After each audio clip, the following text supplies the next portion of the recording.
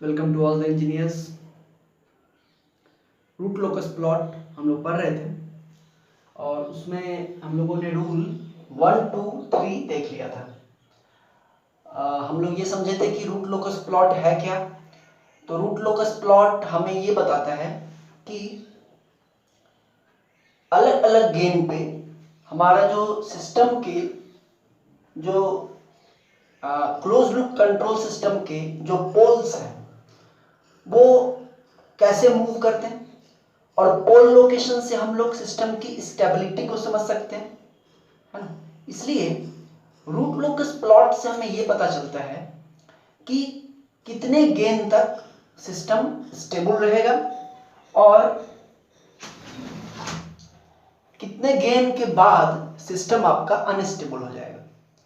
जिस गेन तक पोल लोकेशन, जिस के की वैल्यू तक पोल लोकेशन जे ओमेगा एक्सिस के लेफ्ट साइड रहे या जे ओमेगा एक्सिस तक रहे मार्जिनली स्टेबल। अगर जे ओमेगा एक्सिस के लेफ्ट तक रहे तो स्टेबल है उस गेन तक। जे ओमेगा एक्सिस पर है तो इसका मतलब उस गेन के लिए मार्जिनली स्टेबल है।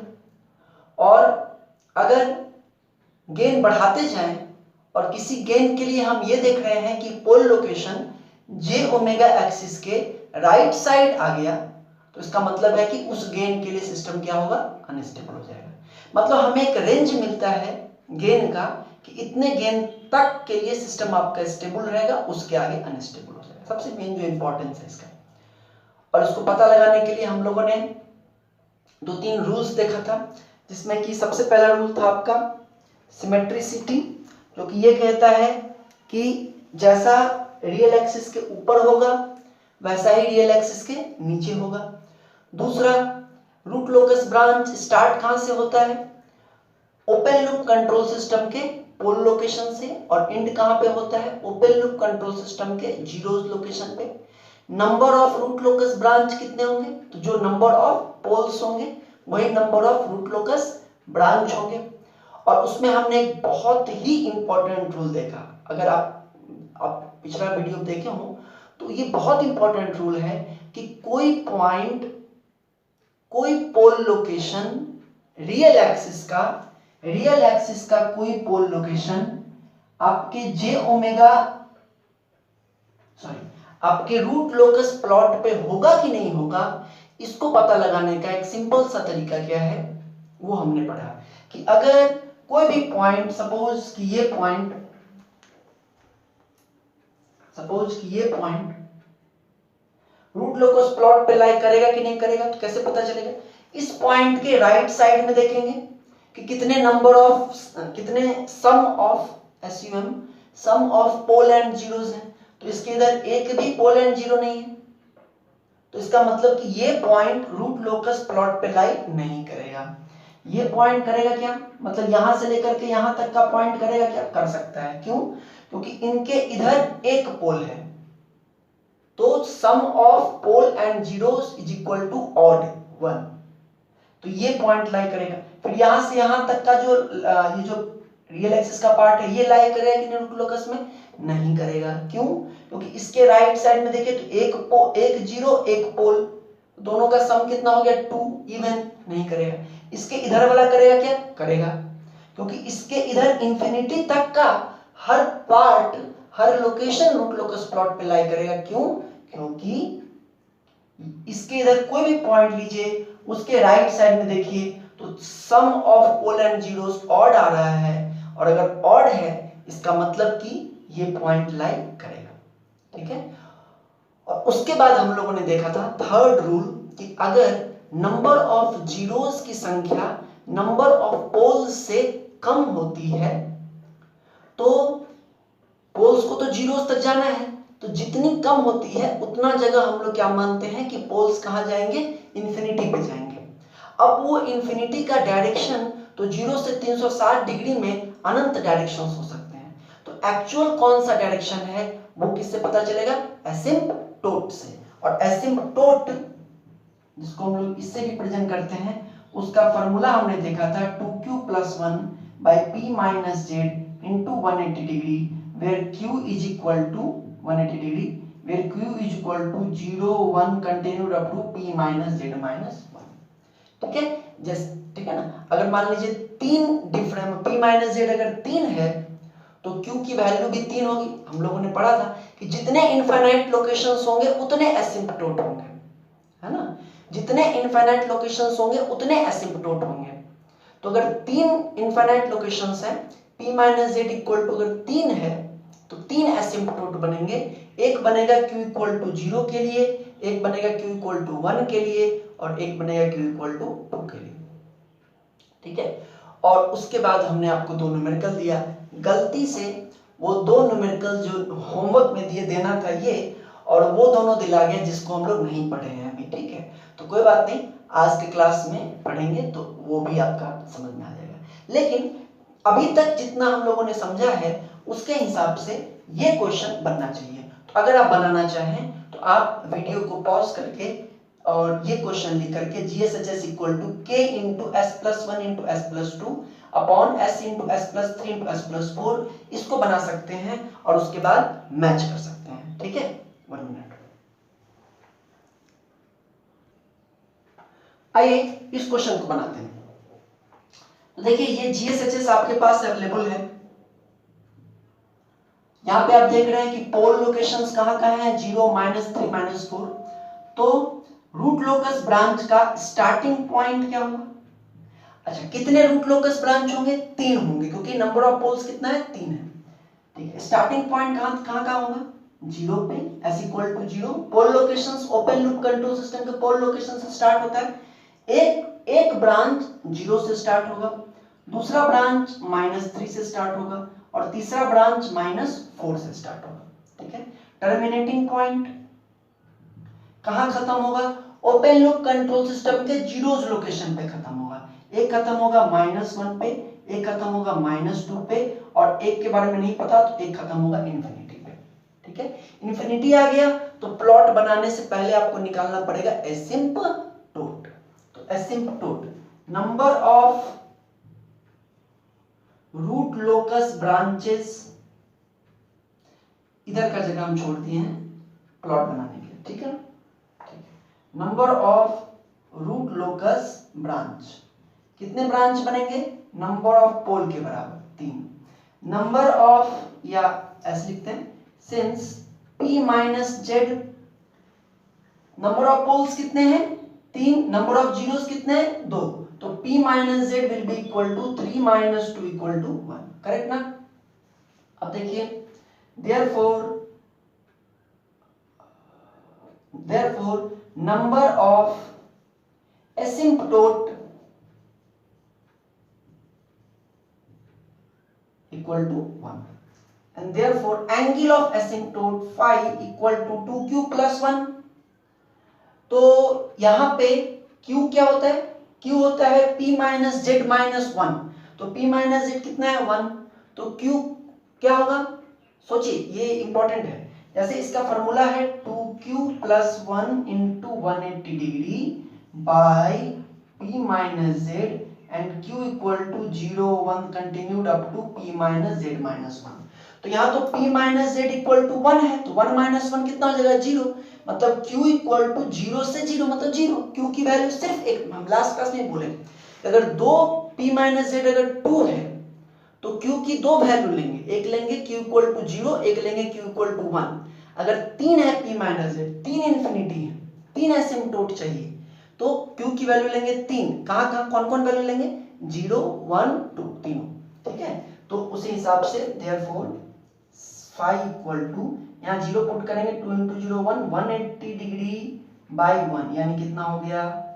180 डिग्री। ठीक है, इतनी जानकारी के साथ अब आप प्लॉट बना सकते हैं। आइए, सिग्मा माइनस सिग्मा जे ओमेगा माइनस जे ओमेगा। पोल लोकेशंस कहां कहां है देखिए जरा। एक पोल लोकेशन s इक्वल टू 0 पर क्रॉस कर दिए, एक पोल लोकेशन s इक्वल टू -3 पर क्रॉस कर दिए, ये 0, ये -3 और एक और है -4 पर। चलिए कंप्लीट ना। जीरोस लोकेशन कहां कहां है? एक 0 है -1 पर, एक जीरो है -2 पर, ठीक है, हो गया। अब प्लॉट बनाना है, ठीक है। अब देखिए एसिम्पटोट, एक और एसिम्पटोट कहाँ है, एक एसिम्पटोट कहाँ है, 180 डिग्री को बता रहा है, मतलब कि एक एसिम्पटोट इधर है, ठीक है। तो एक एसिम्पटोट इधर है, उसको हम लोग बनाएंगे ये इधर। अब ये जो लाइन है, अब क्या करें, अब सबसे पहले आप इस रियल एक्सिस के उन पार्ट्स को आइडेंटिफाई कीजिए, पता कीजिए जो कि रूट लोकस ब्रांच में होंगे। कौन सा पार्ट रूट लोकस ब्रांच में होगा, जिसके राइट साइड में सम ऑफ, मतलब जोड़, sum of number of pole and zeros equal to odd होगा, वही रूट लोकस ब्रांच में लाई करेगा, बाकी का नहीं करेगा। आइए जरा 0 से -1 को देखें, क्या ये लाई करेगा, बिल्कुल करेगा, क्योंकि 0 से -1 में कहीं भी देखेंगे तो इस तरफ कितना पोल है, सिर्फ एक पोल है, ऑड है, तो ये लाई करेगा। ये लाई करेगा क्या, ये नहीं करेगा, क्योंकि इसके इधर देखें तो एक जीरो एक पोल दो, तो ये -1 से -2 रूट लोकस ब्रांच में लाई नहीं करेगा। अब आइए, क्या -2 से -3 करेगा, बिल्कुल करेगा, क्योंकि इनके बीच में देखें तो 2 जीरो एक पोल 3 हो गया, ऑड हो गया, तो लाई करेगा। -3 से -4 ये लाई करेगा क्या, नहीं करेगा। क्यों नहीं करेगा, क्योंकि इधर कितना हो गया 4। अच्छा, -4 से इंफिनिटी तक का कोई लाई करेगा क्या, सब करेगा, क्योंकि इस तरफ 1 2 3 4 5 है, मतलब रूट लोकस ब्रांच कहां कहां मिल गया आपको, एक यहां मिल गया, एक यहां मिल गया, और एक इधर से इधर मिल गया। तो एक जो पोल है उसका इंफिनिटी पे जाने का रास्ता तो 180 डिग्री दिखा रहा है, तो कौन सा पोल इंफिनिटी पे जाएगा, है ना, तो कौन सा पोल जाएगा, ये, क्योंकि ये सीधे दिख रहा है कि ये इधर सीधे इंफिनिटी पे चलता चला जाएगा, ये सीधे इधर इंफिनिटी पर चलता चला जाएगा। तो देखिए ये एसिम्पटोट है आपका dash dash dash dash dash dash dash, है ना, up to how much, minus infinity से ही सीधे इंफिनिटी, ठीक है।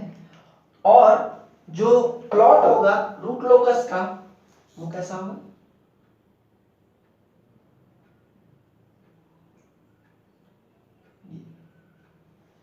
-4, ये पोल तो इधर चला गया, ठीक है।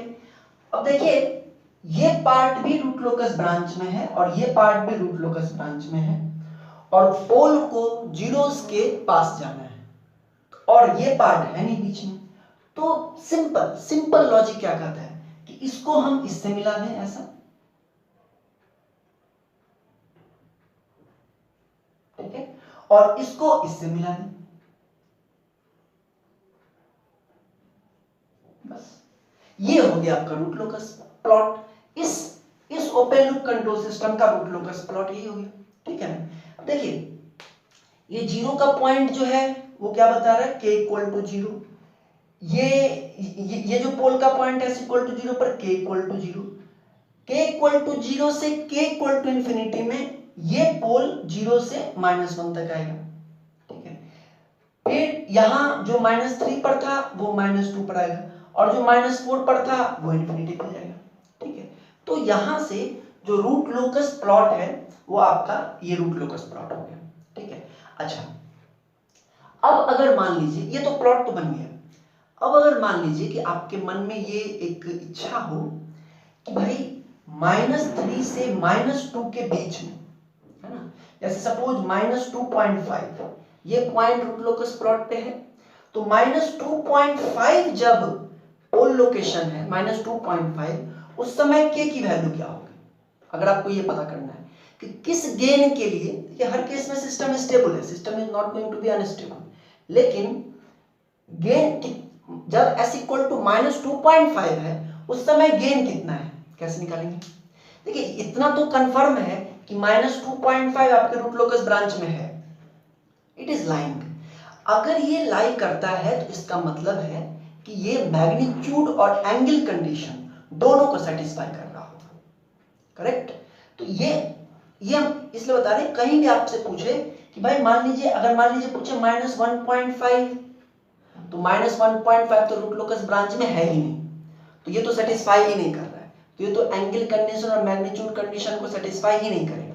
लेकिन -2.5 तो कर सकता है, तो -2.5 के लिए के की वैल्यू क्या होगी, निकाल सकते हैं क्या, निकाल सकते हैं। देखिए जरा कैसे निकलेगा, बहुत सिंपल है।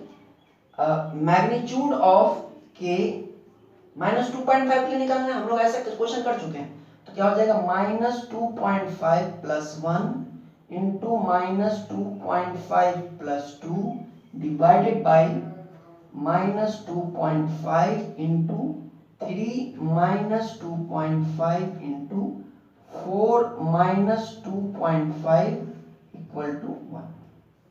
तो ये कितना हो जाएगा बताइए, k इंटू -2.5 + 1 कितना हो जाएगा -1.5 -2.5 + 2 कितना हो जाएगा -0.5 डिवाइडेड बाई यहाँ कितना हो जाएगा -2.5। ठीक है, इधर कितना हो जाएगा 0.5 और इधर कितना हो जाएगा 1.5। ठीक है ना। तो क्या आप सॉल्व करके निकाल सकते हैं, बिल्कुल निकाल सकते हैं, मैग्नीट्यूड ही तो निकालना है। तो देखिए ये -1 मैग्नीट्यूड निकालना है, आई एम टेलिंग। तो ये 1.5 से ये कट जाएगा, 0.5 से ये कट जाएगा, ठीक है, और माइनस माइनस प्लस हो जाएगा, और ये मैग्नीट्यूड करेंगे तो ये क्या हो जाएगा बताइए, k upon 2.5 equal to 1 and therefore k equal to 2.5। ठीक है, यानी कि 2.5 जब पोल लोकेशन 2.5 होगा उस समय गेन की वैल्यू कितनी होगी, गेन की वैल्यू होगी भी, गेन भी कितना होगा 2.5 टाइम्स, करेक्ट ना। तो रूट लोकस प्लॉट बनाना आप सीखे इस तरह से कैसे बन रहा है, और इसके साथ साथ आप ये भी सीखे कि किसी भी पॉइंट पर अगर गेन निकालना हो तो वो भी आप निकाल सकते हैं। -4.5 पर पूछे, चाहे किसी भी वैल्यू पर पूछे, तो आप गेन भी निकाल के बता सकते हैं कि इस पोल लोकेशन के लिए गेन कहां पे होगा। ओके, ठीक है। अब एक और क्वेश्चन करते हैं।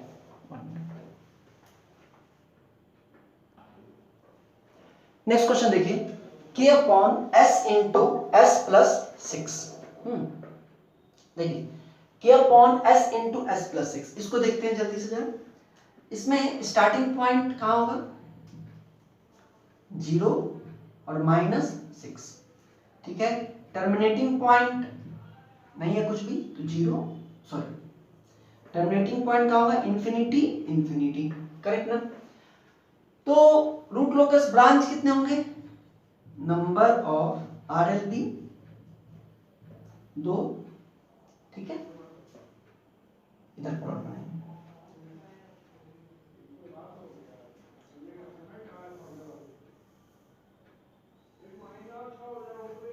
ठीक है, number of root locus branch 2 है। अब जरा ध्यान दीजिए, एसिम्पटोट कितने होंगे, देखिए since p minus z equal to 2, therefore number of asymptote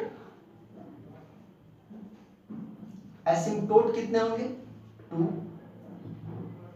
तो phi 1 दो एसिम्पटोट है, एक लेंगे q इक्वल टू 0 के लिए, एक लेंगे q इक्वल टू 1 के लिए। तो ये कितना हो जाएगा,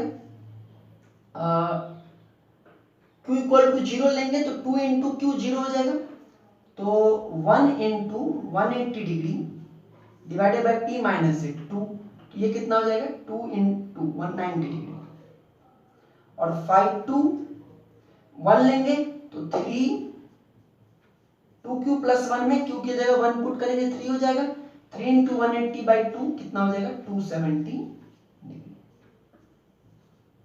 ठीक है, अब आइए प्लॉट पर।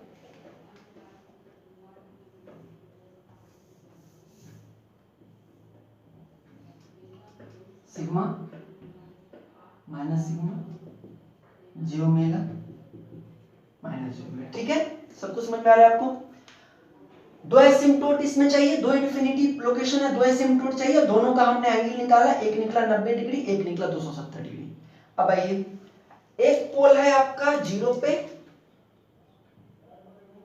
और एक पोल है आपका यहां सपोज -6 पे, ठीक है, और इन दोनों पोल्स को जाना है इन्फिनिटी पे, और इन्फिनिटी को दिखाने वाला रास्ता है 90 डिग्री एंड 270 डिग्री, ठीक है। लेकिन अभी भी प्रॉब्लम है, क्या प्रॉब्लम है, प्रॉब्लम ये है कि अच्छा एक और बात देखिए, रियल एक्सिस में कौन सा पार्ट रूट लोकस ब्रांच में होगा और कौन सा पार्ट नहीं होगा। ये वाला 0 से लेके -6 का पूरा पार्ट होगा रूट लोकस ब्रांच में, क्यों? क्योंकि इसके इस यहां से यहां तक में कहीं भी देखेंगे तो राइट साइड में एक पोल है, तो sum of pole and zero कितना हो गया 1, तो ये पूरा का पूरा पार्ट लाई करेगा। अच्छा, इसके इधर का लाई करेगा क्या? नहीं करेगा, क्योंकि इसके इधर का कोई भी के लिए इधर कितना हो जा रहा है सम 2, तो नहीं लाई करेगा। ठीक है, यानी ये पूरा लाई करेगा और इन दोनों में से एक को चले जाना है 90 डिग्री पर इन्फिनिटी की तरफ और एक को चले जाना है 270 डिग्री पर नीचे। लेकिन यानी कि कुछ कुछ ऐसा आइडिया लग रहा है आपको, लग रहा होगा कि एक पोल इधर मूव करेंगे और ये पोल इधर मूव करेगा, ठीक है ना, ये पोल इधर मूव करेगा, ये पोल इधर मूव करेगा और उनमें से कोई एक ऊपर चला जाएगा, कोई एक नीचे चला जाएगा इन्फिनिटी पर। लेकिन इसमें दो बातें हैं। एक बात ये है कि जो एसिम्पटोट्स हैं, एक एसिम्पटोट है 90 डिग्री पर, एक एसिम्पटोट है 270 डिग्री पर।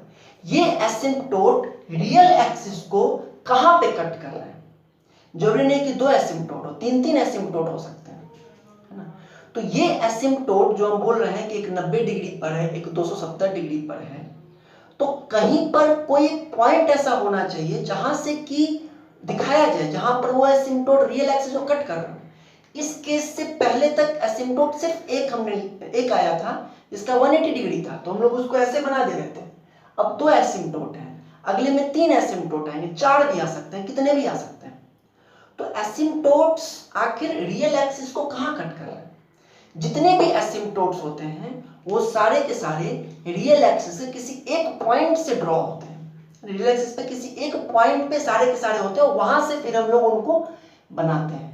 तो वो पॉइंट जहां पर कि एसिम्पटोट्स रियल एक्सिस से निकलते हैं, है ना, जहां से हम उनको ड्रॉ करते हैं, उस पॉइंट को कहा जाता है सेंट्रॉइड, है ना।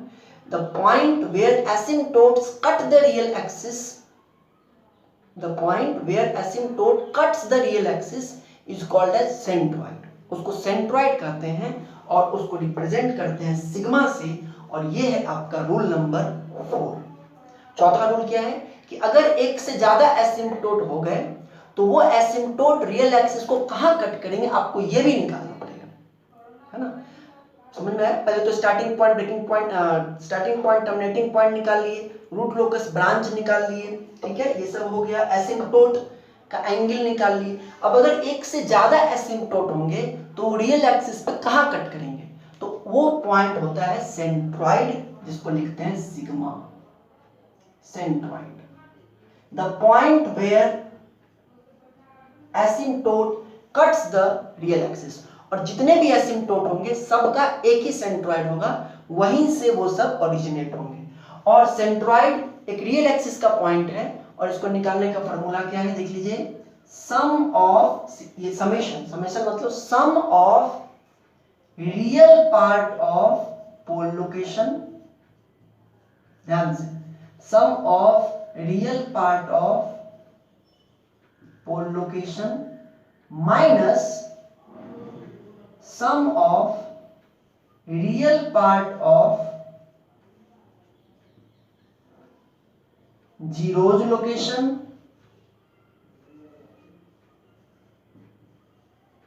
And whole divided by p minus z, ठीक है, whole divided by p minus. देखिए क्या है, सेंट्रॉइड के sum of real part of pole location, मतलब कि close open loop control system में जितने भी पोल लोकेशंस हैं, चाहे वो रियल हो चाहे वो इमेजिनरी हो, उन सब के रियल पार्ट का सम।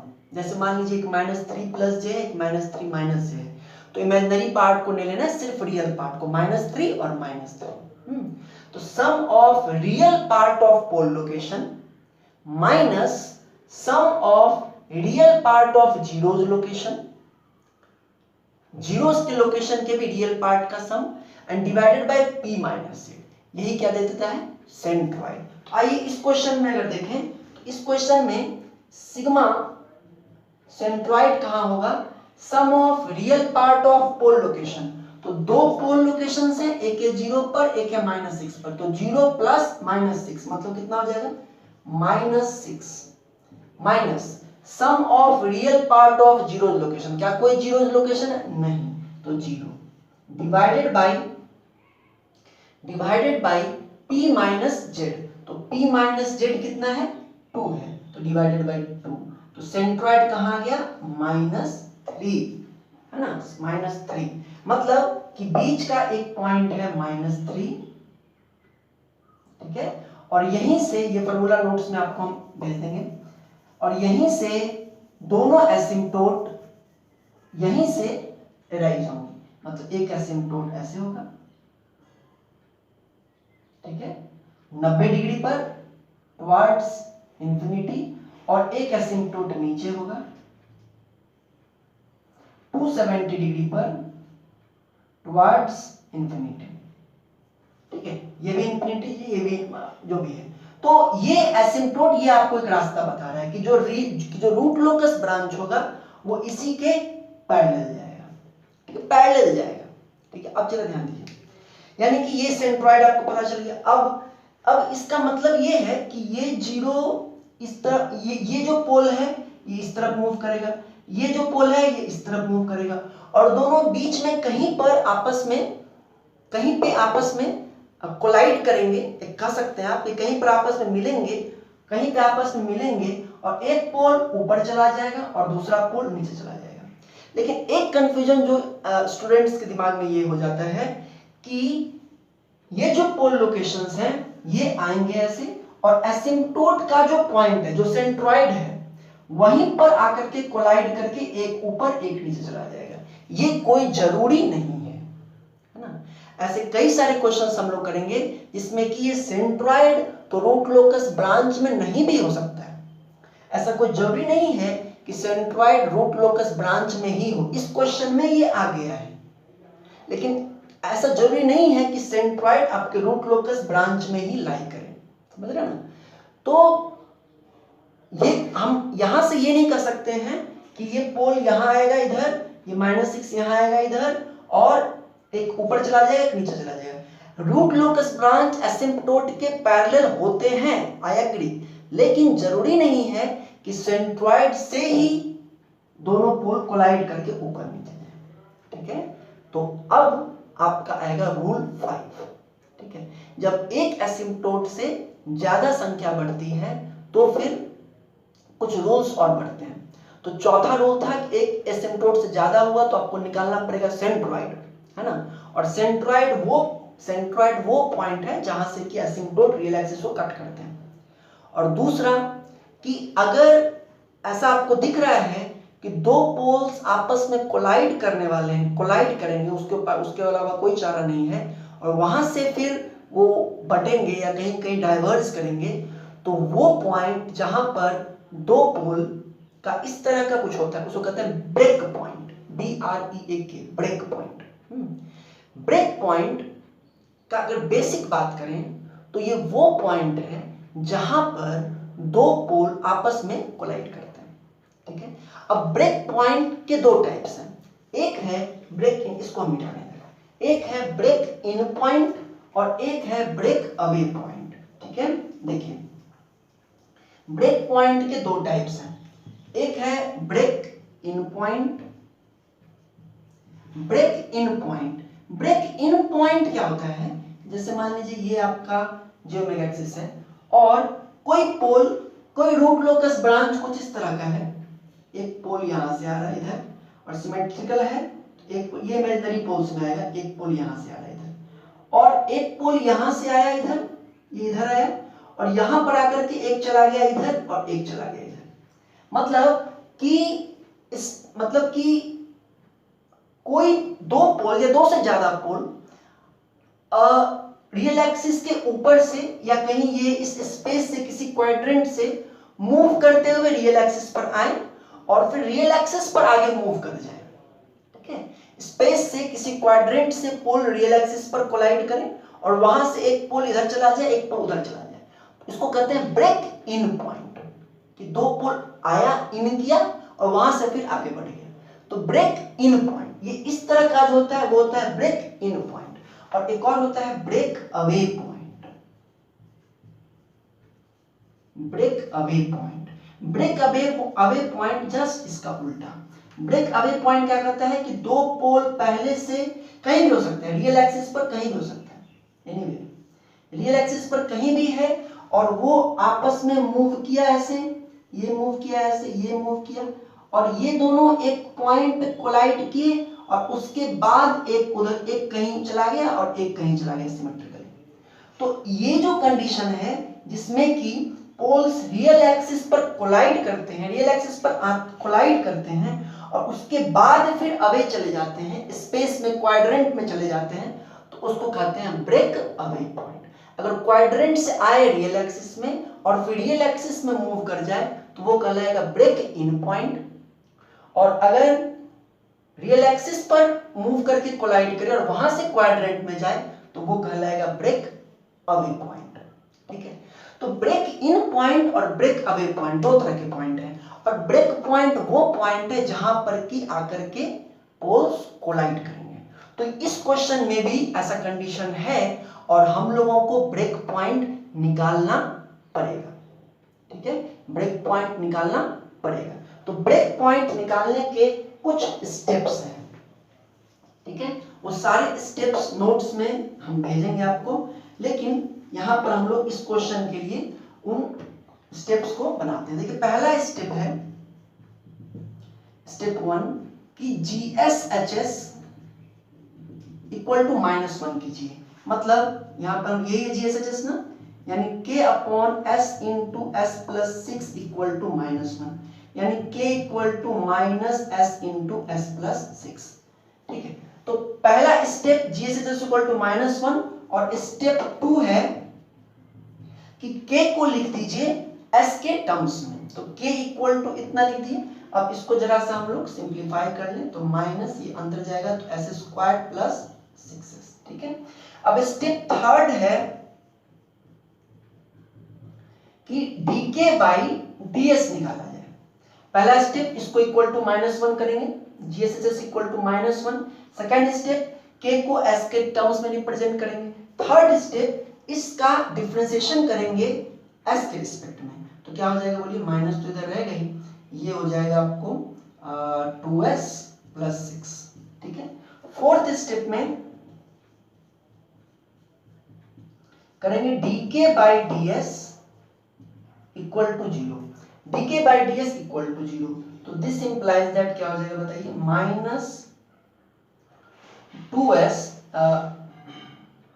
-2s प्लस 6 इक्वल टू 0, यानी 2s equal to -6 and therefore s equal to -3। ठीक है, तो s इक्वल टू कितना आया, -3। ये जो step 4 dk by ds equal to 0 करने से जो आपको रूट्स आते हैं, dk by ds equal to 0 करने से जो आपको रूट्स आते हैं वही रूट होते हैं ब्रेक, वही वैल्यू क्या होती है, ब्रेक पॉइंट की वैल्यू। अब इसमें हम एक बात कहेंगे कि यहां पर तो ये एक वेरिएबल का था, इसका पावर कितना था 1, 2s2, s की एक वैल्यू है -3, मतलब ये पॉइंट सेंट्रॉइड भी है and this is also break point, this is centroid. ऐसा हो सकता है ना, हो सकता है ऐसा, लेकिन अगर ऐसा कंडीशन है पोल्स के आपस में कोलाइड करने का, तो आप सेंट्रॉइड को ही ब्रेक पॉइंट नहीं मानेंगे। हम लोग देखेंगे नेक्स्ट क्वेश्चन में कि दोनों अलग अलग भी हो सकता है, एक भी हो सकता है। ये एक टिपिकल क्वेश्चन है जिसमें सेंट्रॉइड और ब्रेक पॉइंट दोनों एक पॉइंट हो गया, but it is not necessary. Okay, तो ये -3 का पॉइंट दोनों पॉइंट। हाँ, हम ये कह रहे हैं कि आप देखिएगा s की जो भी यहां से ब्रेक पॉइंट की जो भी वैल्यू आएगी उसमें अगर इसका पावर 2 रहता तो 2 वैल्यू आती, लेकिन 2 वैल्यू आए या 3 वैल्यू आए या जो भी आए, मतलब ब्रेक पॉइंट आपको उसमें से सोचना पड़ेगा कि कौन सा वैलिड ब्रेक पॉइंट है और कौन सा इनवैलिड ब्रेक पॉइंट है। मान लीजिए इसी में, इसी के जो रूट्स आए हैं इसमें एक आता अच्छा, एक बात पहले आप ये समझ लीजिए कि चूंकि ब्रेक पॉइंट कौन सा पॉइंट है जहां पर कि पोल्स आपस में कोलाइड करेंगे, तो break point must lie on the root locus branch. समझ रही बात, ब्रेक पॉइंट वो पॉइंट है जहां पोल्स कोलाइड करेंगे, तो यानी कि पोल्स के मूवमेंट वाला पार्ट है, तो ब्रेक पॉइंट को तो रूट लोकस ब्रांच पे होना ही चाहिए। एसिम्पटोट का सेंट्रॉइड नहीं भी हो सकता है, लेकिन ब्रेक पॉइंट को तो रूट लोकस ब्रांच पे होना ही चाहिए। अब अगर मान लीजिए यहीं पर मान लीजिए 2 स्क्वायर करा था, क्वाड्रेटिक इक्वेशन आता, एक रूट आता -3 और एक रूट आता -5, तो आप किसको वैलिड लेते और किसको इनवैलिड लेते? -3 को वैलिड लेते, -5 को इनवैलिड लेते, क्योंकि -5 नहीं, सपोज एक आता -3, एक आता -7, सपोज एक -3 आता, एक -7 आता, तो -7 को तो ले ही नहीं सकते हैं वैलिड ब्रेक पॉइंट ना। क्यों? क्योंकि -7 यहाँ का पॉइंट है और ये पॉइंट तो रूट लोकस ब्रांच में आ ही नहीं सकता है।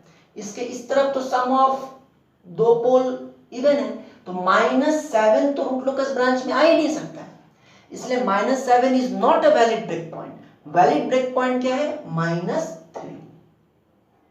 ठीक है, -3 वैलिड ब्रेक पॉइंट होगा। तो इस तरह से आपको क्वाड्रेटिक जब आएगा ब्रेक पॉइंट के कैलकुलेशन में, तो आपको निकालना भी पड़ेगा कि कौन सा, मतलब ये सोचना भी पड़ेगा कि कौन सा पॉइंट वैलिड ब्रेक पॉइंट है और कौन सा पॉइंट इनवैलिड ब्रेक पॉइंट है।